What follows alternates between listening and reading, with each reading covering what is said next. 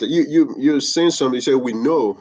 My question is, who are these we? Because we've seen that some organizations still hold back when it comes to training their employees because it's, I mean, they're trying to save some money or something.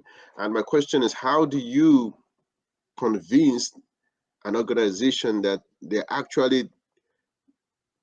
investing by training the potential managers? Yeah, so it's really not hard to show that. I was with an organization earlier this week, and we were going through some leadership development training, some DISC communication and behavioral assessments, as well as emotional intelligence. And here are some of the aha moments they had during the training. Um, if you, when you have an organization that has high turnover, low retention, those things impact your bottom line.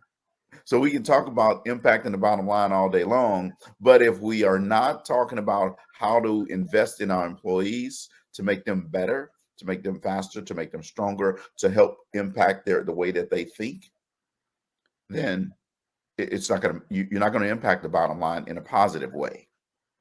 So Wow. it's not hard really to show an organization that they need to make the switch in investing in their people.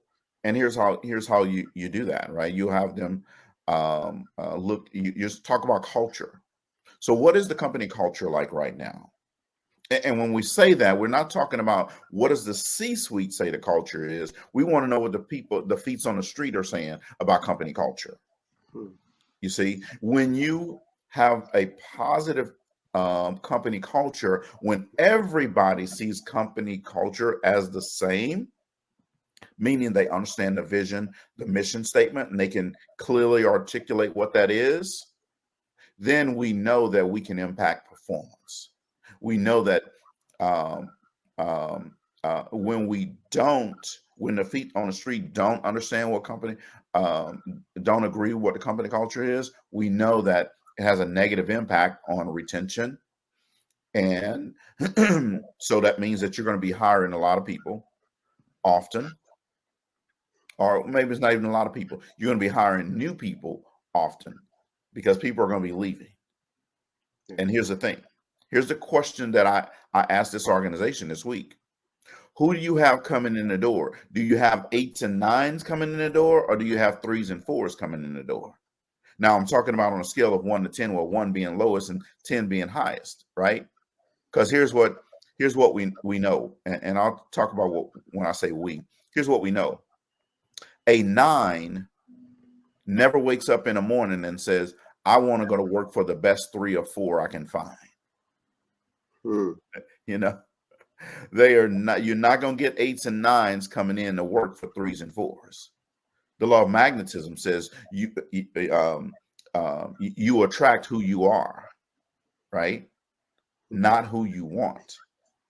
So for organizations, they need to understand that if they want to impact the bottom line, then they need to invest in their people so that they understand company culture, so that they the vision and the mission statement is within them, that their values line up.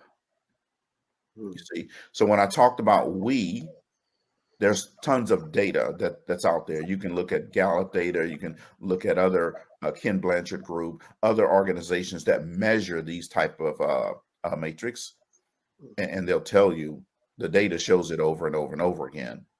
When we develop leaders and managers to care about the people first, there's positive outcomes. It impacts the bottom line. Wow. Wow. Thank you so much for